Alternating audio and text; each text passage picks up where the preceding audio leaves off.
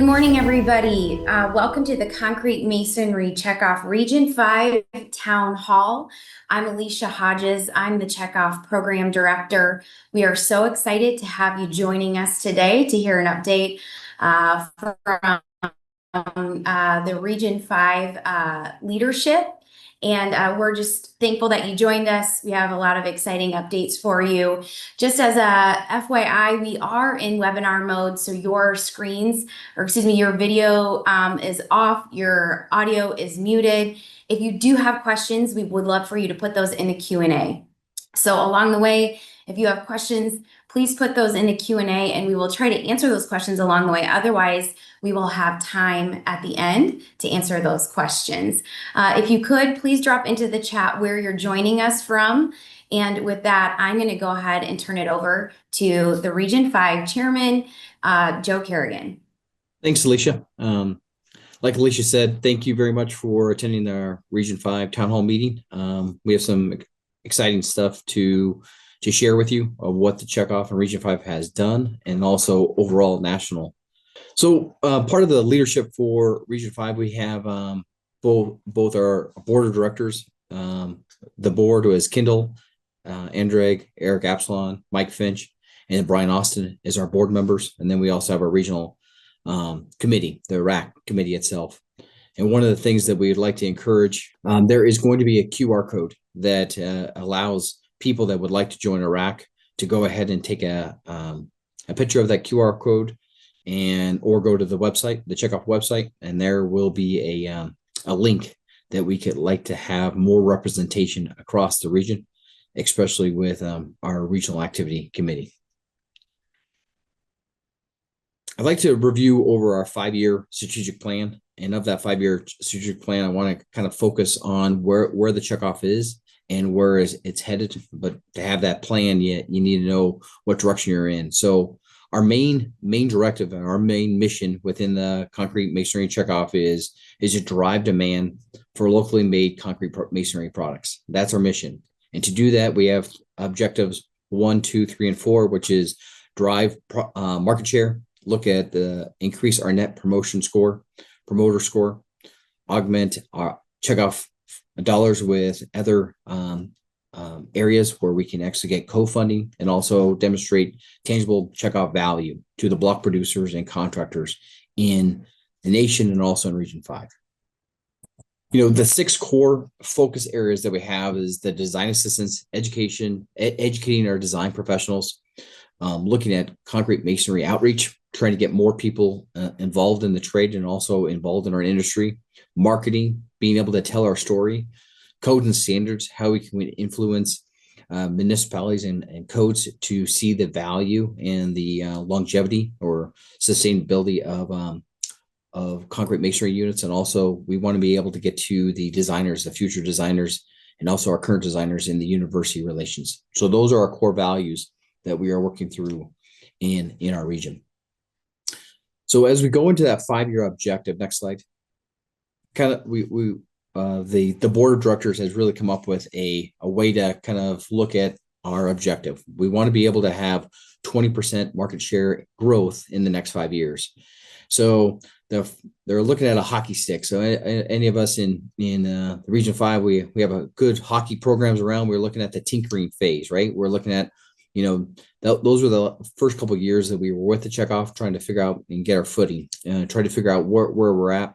And then we're currently in the blade years, really getting that foundation that we're looking for to be able to both have the growth of inflection point and also surging growth. And what I want to kind of highlight is, these are the key objectives that we have for the Checkoff, and that's why we need everyone's involvement as we go down this path. The 5-year goal is to increase our market share 20%. So currently, a study was performed and looked at what the market share is for these particular construction materials that are available. As you can see, it's been identified that we're at 5.3%. To get 20% market share to 6.4%, that's what our initiative is. That's what our goal is. And to do that, really it comes down to is everyone looking at the programs and some of the investments that we've made in our industry, in our market, to be able to get to that next level. One of the things I wanted to point out is going to 5.3 to 6.4 is really going to lead to about $500 million in more growth, or more dollars, more funding that we would have in our region itself.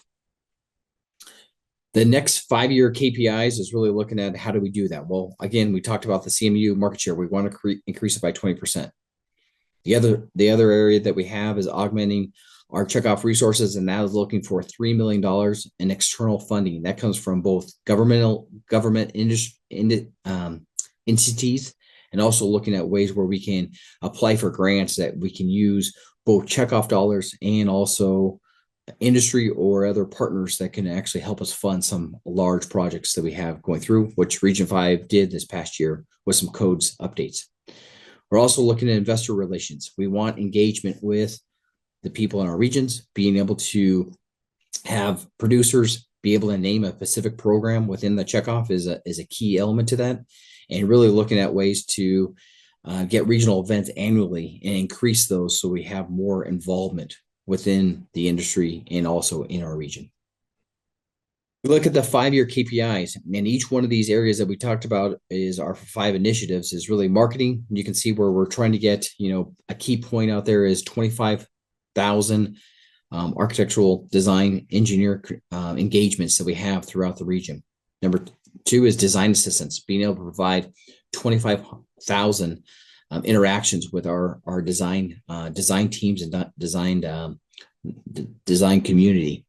Education, we want to be able to provide the education to design our systems effectively, and that's one of the areas that we have with 100 new courses that we have out there, and then a new LMS accounts that we would be able to educate our designers that are currently in practice. University relations, one of the exciting things that we have within Region 5 and also throughout the region is being able to get a course developed that we can actually share with other universities, and so we can train the future designers and have them comfortable with the design of masonry. And so that's where you'll see right there is we want to have 10 additional full masonry focused master classes in the region, in the nation, but also looking at ways where we can increase that through our region. Concrete outreach, a really audacious goal, I think, is 385,000 students that we want to be able to reach in this 5-year KPIs. We want to be able to show that, get more outreach out there, 420 outreach events. I mean, those are key numbers that we want to be able to hit. And then also we want to be looking at codes and standards. And that's going to be an area where the checkoff is going to be really valuable on how we can influence codes and standards, especially throughout the nation and also in Region 5, to increase and encourage more use of masonry in the future. So part of getting to that point, that 5-year goal, we're really looking at how are we going to gauge it. One of the things that the checkoff has done a good job about is looking at KPIs. How are we going to be able to measure these initiatives that we have out there, and looking at investor relations so we can kind of show that we're on the right track. So the board of directors has adopted this 5-year goal example. They have areas where they can show that hockey stick approach, where we're being able to both build our foundation and then we show incremental growth as we go throughout the next 5 years, especially looking at ways where we can actually have both engagement within the region. We look at our net promoter score increases there, the investors being able to name one specific program that we have within the region, and then also participation in regional events, all of which kind of show where we need to be at, especially as we go down this 5-year path.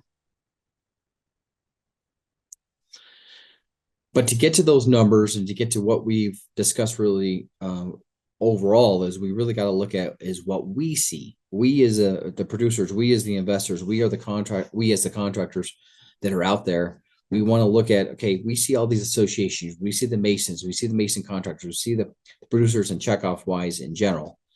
What we're trying to do is driving demand by all the 5 initiatives that we have with marketing, design approach, education, and also technical support. But what we want the design community, the owners, to see is the one voice. And that one voice is what we need to be unified in, is the beauty of block. And that's the message that I think that our design community has seen. And this is what's going to help drive the message and drive these goals that we have to increase market share, especially throughout the nation and also in our region.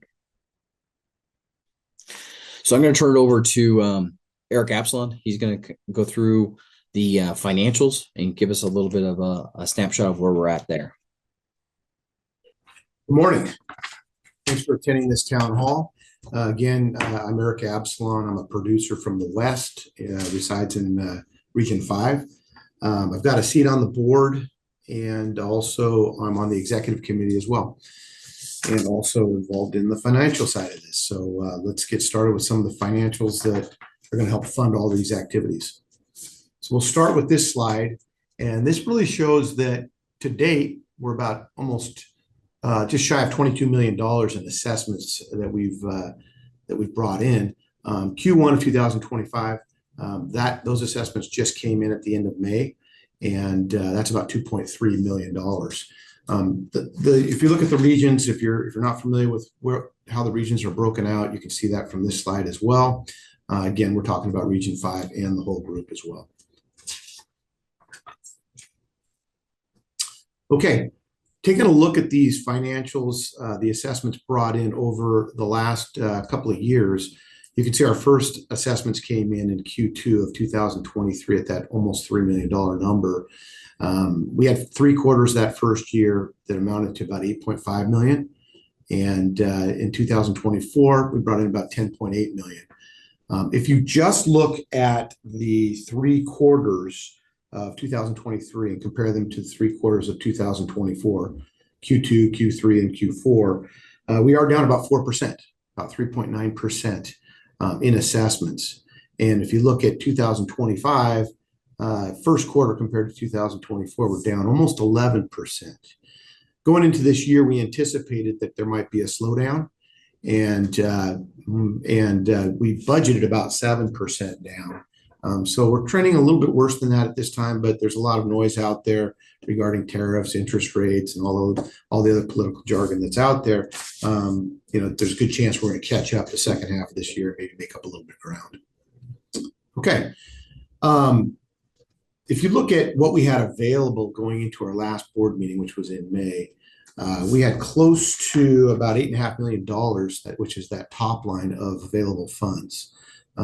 Those funds were available for each region and also for the national.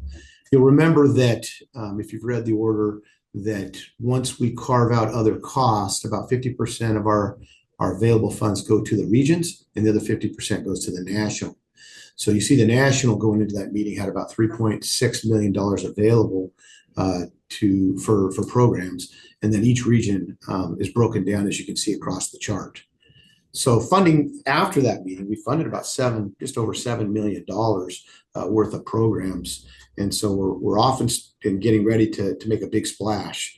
The remaining funding is about $1.1 million. So we haven't spent everything that we have available. And specifically to Region 5, we've got about $38,000 left, at least up through that first quarter. So things are looking pretty good heading forward. And we're looking forward to success of all these programs. Region 5, just looking at Region 5, if you look at the map, you can see who we are out there in Region 5, and most of you on the call probably know that. We collected about $282,000 at the end of the first quarter. That is down about 14% compared to last year. We did anticipate being down 7% for the entire year, for the entire program. I think in Region 5, we took just a little bigger hit in the first quarter. Again, just a lot of noise out there, and hopefully we'll make up some ground in the remaining quarters for this year. But we're off to a good start, and we do have funds left over and a lot of good programs to fund as we continue through this checkoff endeavor. And that's all I got for financials. Awesome. Thank you so much, Eric. All right, everybody. So we're going to talk about how we're putting your dollars to work. So we're going to talk through the national programs that are up and running, and then you'll hear from your regional program leads as well to hear about the programs running in your region. So, as Joe spoke about, the Checkoff has 6 focus areas.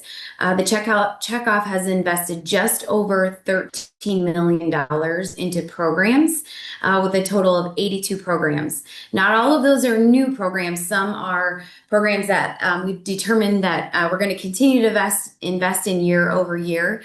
But overall, 82 programs that have been up and running and impacting the market. So you can see our largest investment is $4 million into marketing. You're going to hear a little bit more about our national marketing campaign, The Beauty of Black. We're really excited about this campaign, and you can certainly watch the national town hall where we went even deeper into that national program.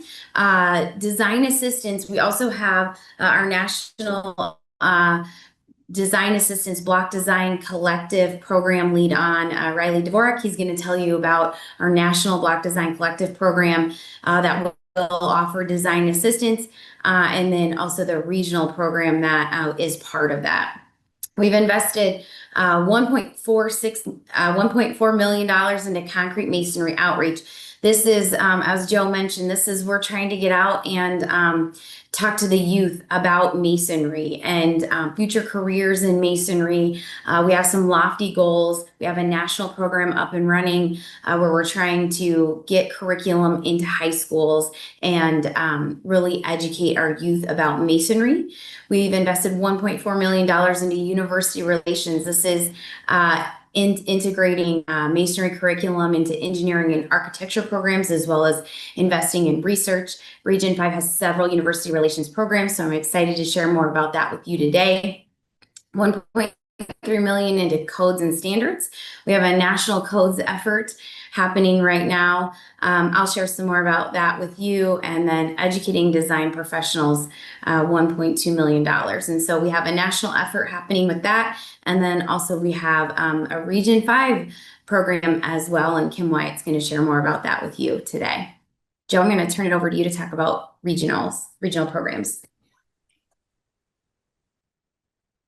Great. Thank you, Alicia. Yeah, as Alicia kind of pointed out, as the national has funded a lot of programs to get our name out there. Region 5's, Regional Activity Committee, the RAC, has looked at programs in our region, and of our region itself, we have some good programs that we've been able to fund.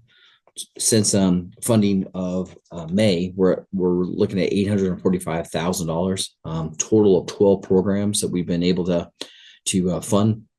And you can see from the slide itself how we've kind of looked at the different programs, the areas that we want to be able to get the message out there. And with that, the next slide will kind of show you some of the programs that we have funded.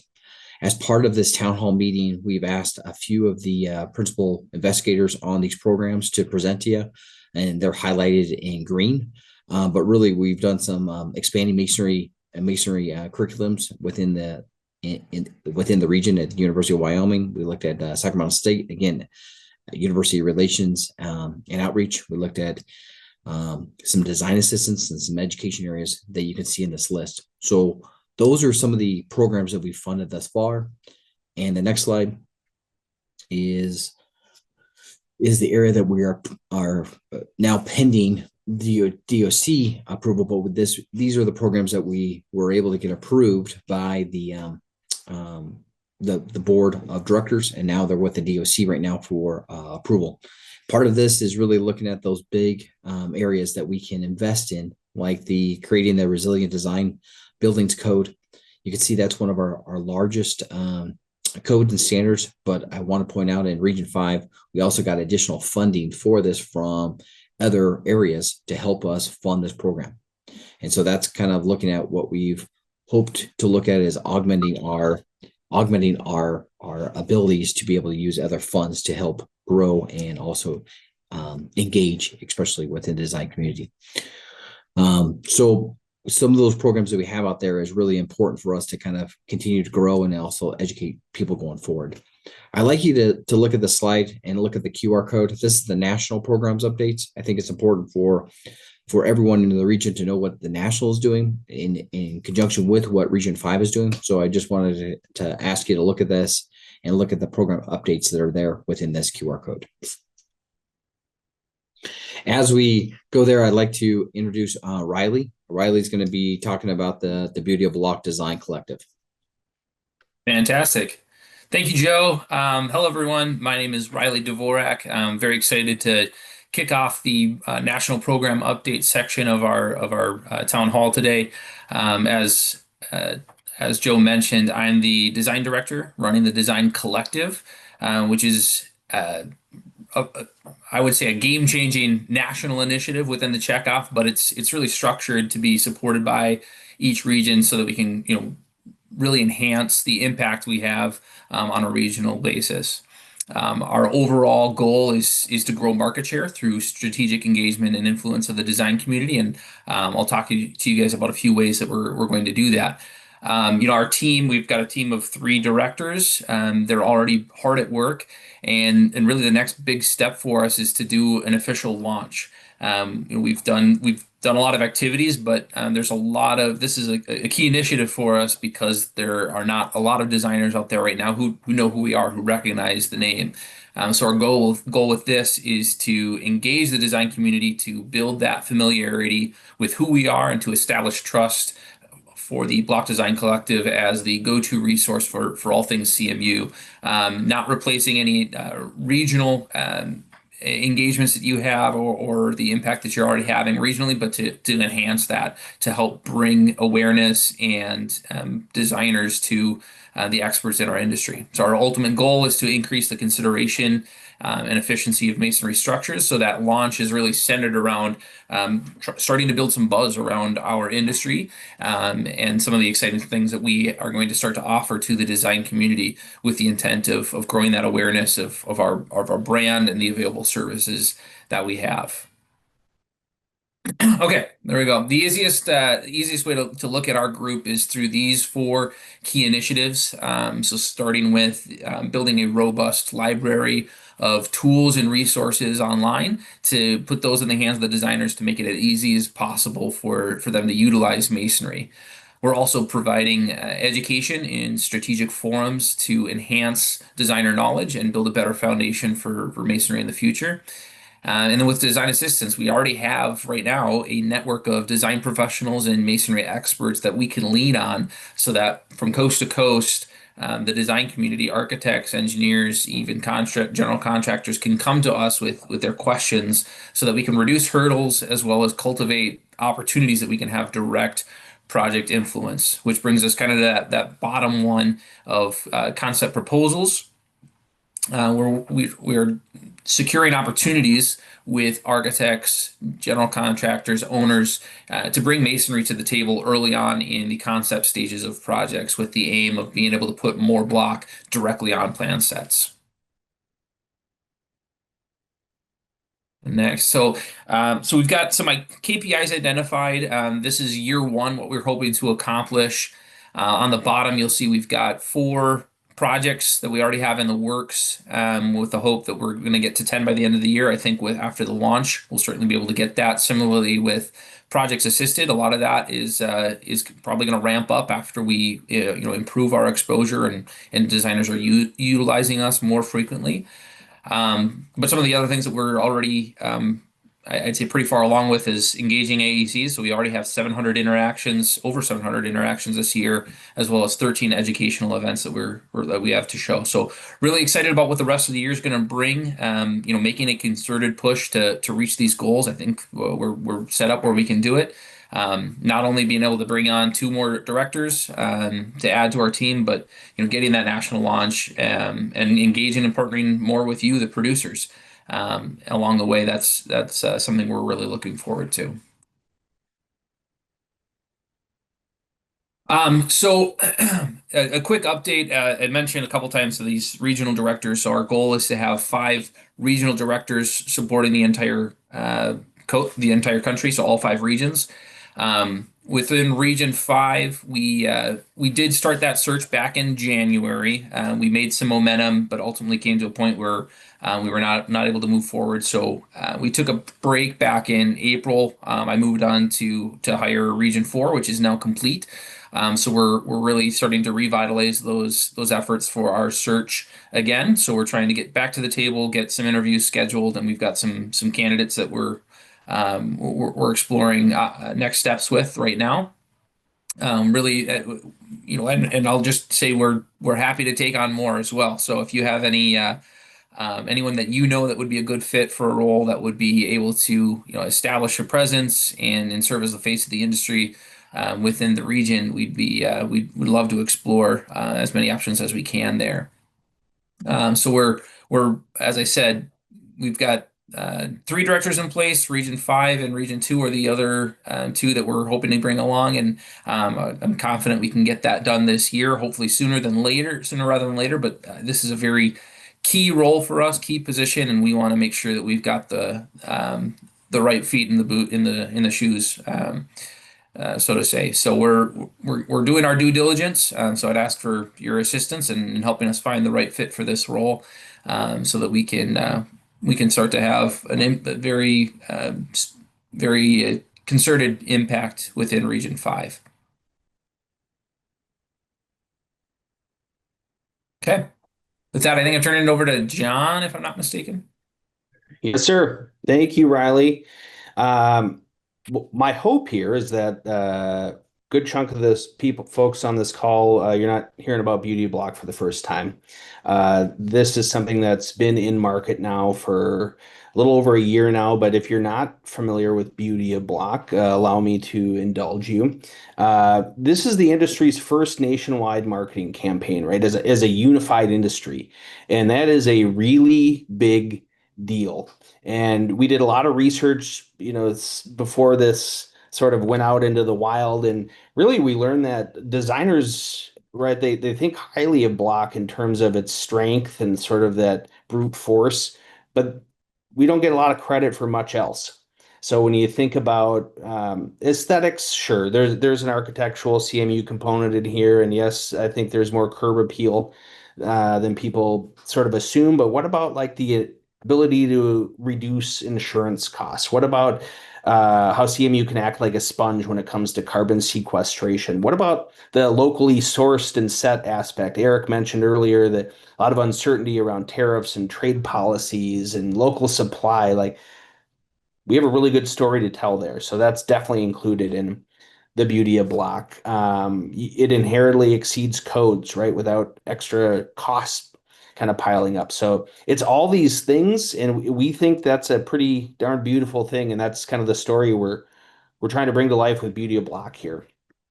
As we look ahead to our KPIs, like I said, we went in market a little over a year ago and trying to map out like this is no one's ever done this before. So what the heck does success look like? And we thought, given that this is sort of a considered technical B2B audience, we felt like if we achieved the numbers there on the left-hand side, we'd be in pretty good shape. We blew those out of the water. So I say that that's not a brag. That's just saying we're really pleased with the traction that we've seen so far. We're not resting on our laurels, right? It's still pedal to the metal. We know that there's a lot of work to do, but kind of starting from scratch, you got to feel good about some of these things. Let me just touch on kind of the dynamic between you have this national, like this image, sort of like the air cover, right? Beauty of Block, and we're doing things with AIA and architectural record, and but then when it comes down to what does the Beauty of Block look like at a local level, grassroots, that's where the regions really kind of take over. And what's cool to see is each region is doing something a little bit different. They're kind of flexing Beauty of Block in their own way to make it their own, which is, I mean, that's perfect. That's the end goal, right? Like make it your own, put your kind of regional nuance or spin on it. And what that looks like in Region 5, we had heard early on, okay, we want to focus on fire resistance and we want to focus on carbon. What does that look like?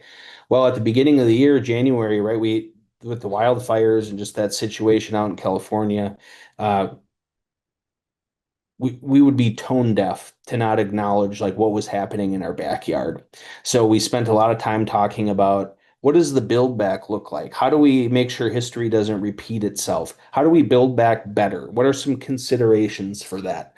So you can see there's some mainstream media there. We worked with the business journals, which is not only AE audience, but there's developers, CEOs, real estate professionals, kind of catches a lot of important decision makers there. So again, telling the story of how do we build back better. The other piece to this, like earned placements or media placements, was a sales kit. And just, we're not to say that people's sales teams don't know what they're talking about. They absolutely do. They live and breathe this stuff. But how do we make sure that they're kind of reading from the same sheet here? And there's a consistent message when it comes to fire and carbon. So we developed some materials for a sales kit.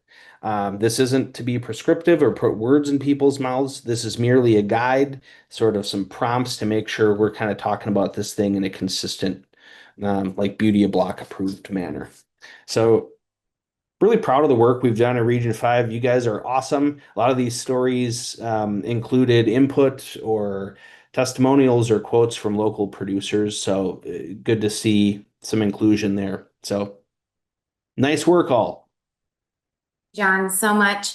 I'm going to go ahead and talk about our National Codes and Standards program. I'm going to try to give you an update for Nick Lang and Ben Nantasai, who are the leaders of our National Codes effort. So the Checkoff has invested in a National Codes effort, as I mentioned, and it's being led by CMHA and Nick Lang. And they're really focused in 5 areas. They're focused in structural, fire safety, energy, material science, and environmental technologies. So they're working at a national level to make an impact in the code. Our year 1 goal was to increase voting and forum participation by 2%.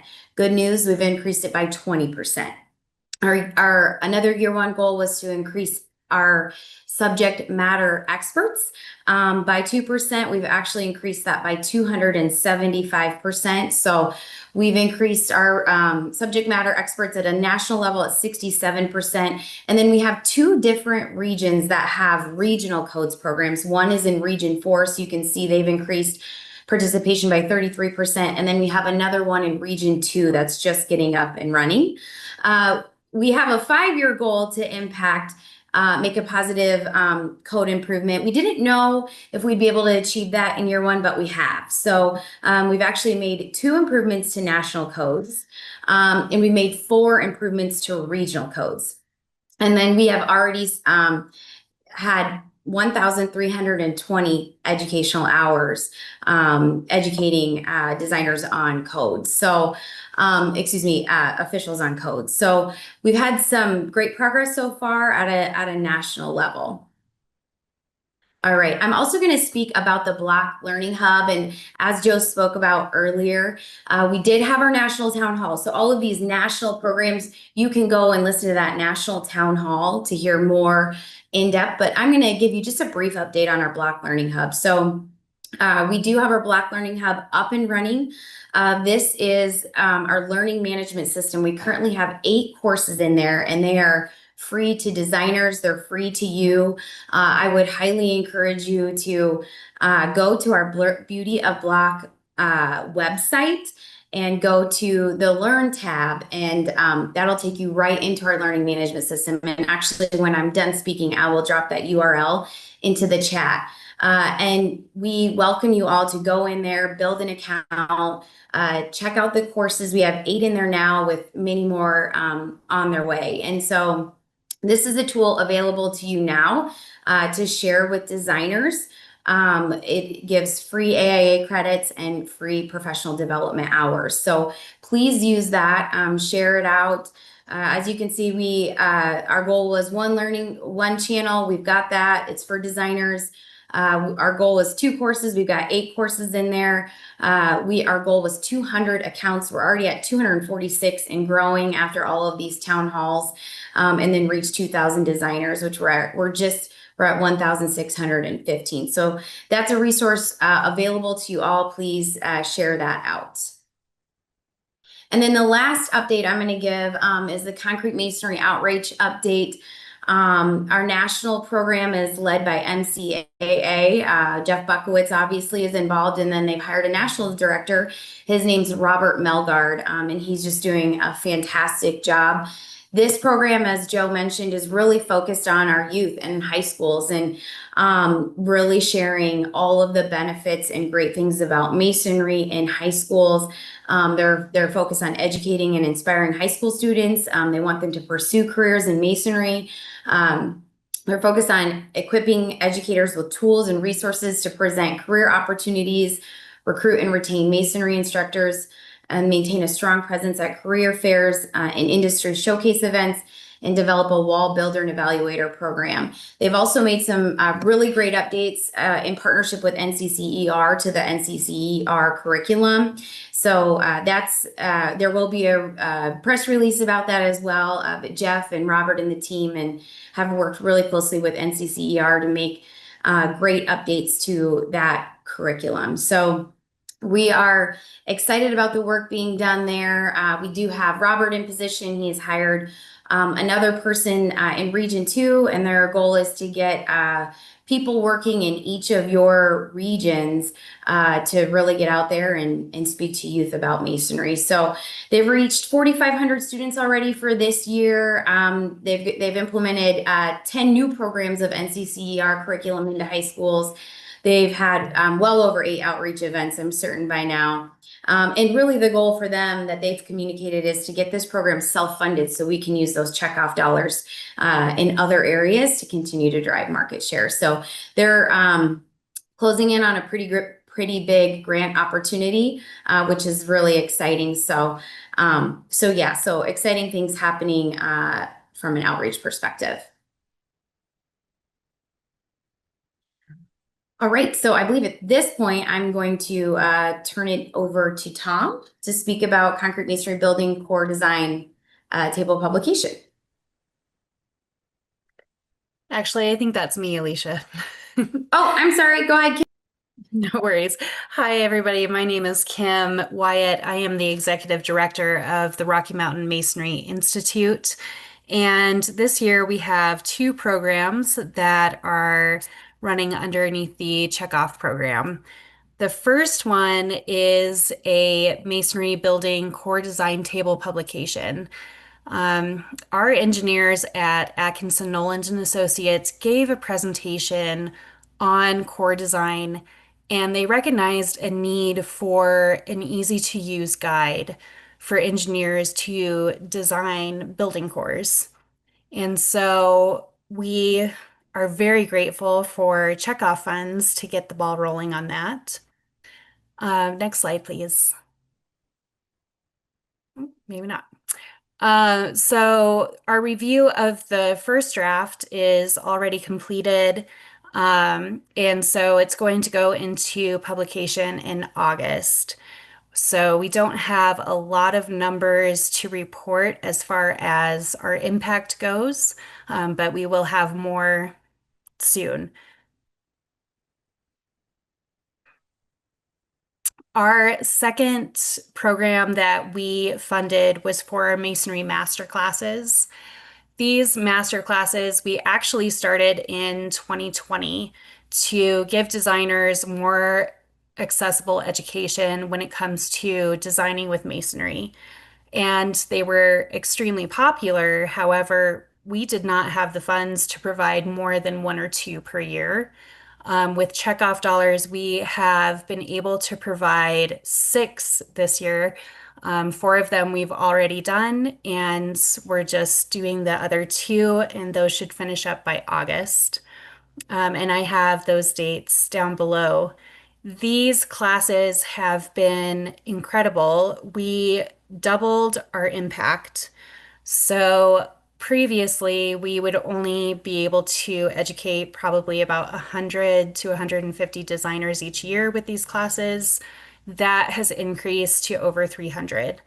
The great thing about these classes is that not only are we educating design professionals, but we are also educating construction professionals, suppliers, and manufacturers.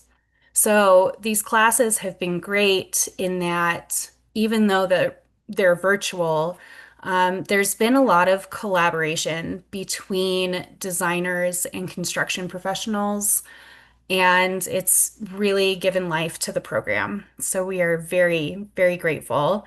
As well as, increasing our outreach with education, we've also increased, our database of designers, and they have now increased our technical calls by 20% because they know that RMMI is out there. We're willing to help, and willing to educate as well. So thank you.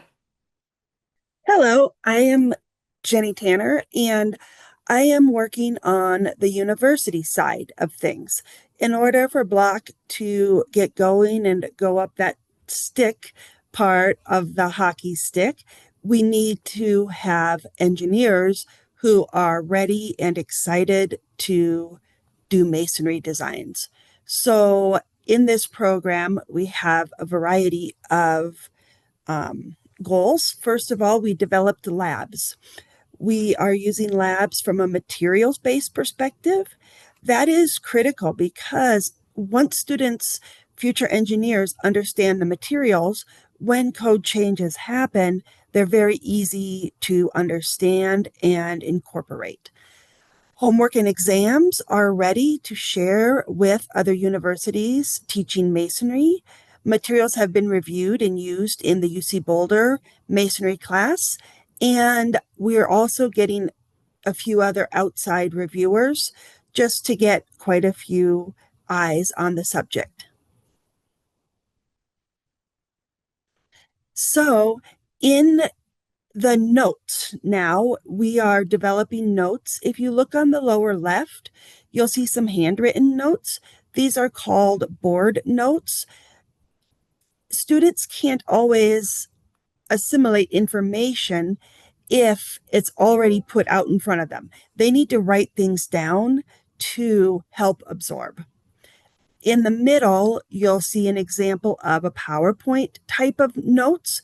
This is also available for those who prefer that method of teaching. We are working with Colorado School of Mines, Kara Phillips, Cal Poly San Luis Obispo, Nikki Buck, who is teaching a masonry class, and Oregon State University, Luke Scoggins. I think there's one more. Can you hit tab? Great. And some of the other materials that we have, if you look at the right corner, you'll see this is a MathCAD worksheet where solutions to homework assignments are displayed and printed as if you were writing them out. That helps students see the equations and, again, just understand what the solution is teaching them. So finally, we are working to introduce new masonry classes. If you have connections or relationships with schools in Region 5, please do drop me a line and we will try to expand the number of masonry classes. Thank you. Good morning. I'm Tom Finch. I'm with RCP Block and Brick in San Diego. Producer here, also vice chair for your Region 5 RAC. One of the programs that we have in front of you here is a program we're working on with Professor Cho and Professor Wu at Cal Poly Pomona. It's a outreach specifically designed at increasing workforce in both our industry as producers and our industry as installers. So this program is going out to high schools and universities, career fairs. Our professors are working with schools in our Southern California area to bring just awareness to our industry as a profession. This is another program we have currently going on with Fresno State. This is in their construction management department.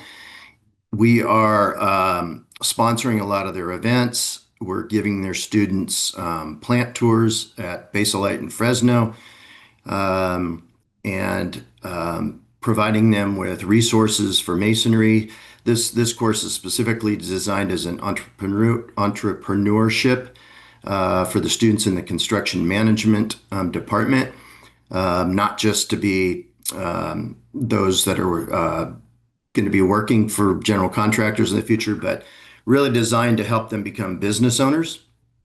And we just felt it was really important as future business owners in the construction industry that they have good and proper exposure to masonry. Next slide, please.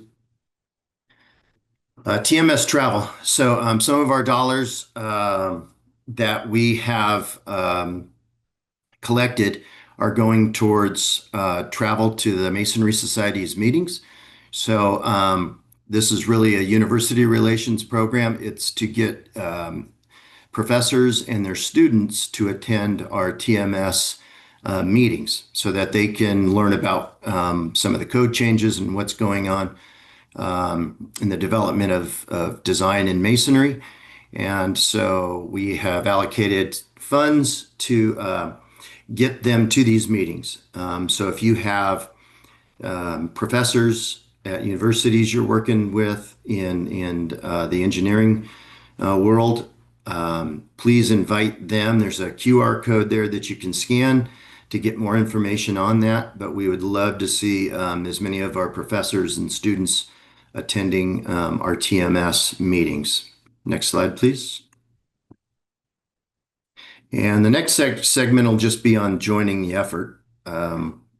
This has to do with how you guys on the call can support. So for one, please share as much of this information as you can. Our concrete masonry checkoff has great information on it to share with your AEC professionals, other producers, your customers, your state executives. We'd love to get as many people supporting us as we can. It's to drive these AEC professionals to our Block Learning Hub. As Kim, I believe, mentioned, we have now six programs currently that we can offer to webinars that are on the Block Learning Hub, or that will be on the Block Learning Hub for AE professionals to learn more about our products, share the concrete masonry checkoff updates with other producers and members, as many as we can, and provide content and expertise to the Block Learning Hub. So if there is, if you take a look at our Block Learning Hub and you see things on there that you don't see currently that would be of great help to designers in our industry, please bring any of those ideas forward, and so consider partnering with your regional and state folks on our promotional efforts. Next slide, please. Here's a QR code again. You're getting lots of QR codes today, but here's another one for joining any of our upcoming regional halls. Register for those. So as you can see, there's looks like there's 2 more left. Region 2 and Region 3 still have upcoming town halls later this month. Next slide, please. Upcoming checkoff meetings. We will be meeting as the checkoff board will be meeting in August at Naples, Florida, as part of the CMHA meetings, which will also be hosted in Florida. And in November, there's a fall board meeting in Orlando, Florida. So both those coming up in Florida. Please consider attendance, especially if you're in that area, to join those meetings and see what's going on there. Yep, thank you. And here's another QR code, open board seats. So please consider that. This is a joint effort. We're all paying funds into the checkoff, and we could use as much support on the checkoff on the RAC 5 board and the RAC 5 meetings as possible. So if you are a producer and you are paying in and we would love for you to consider joining us and being part of the RAC 5 team. We also have Mason contractors that are part of our team. We have state executives that are part of our team. So it's a really great mix of folks. And if you're considering it, sending someone from your company, please do. And then check out our producer portal. So there's another QR code.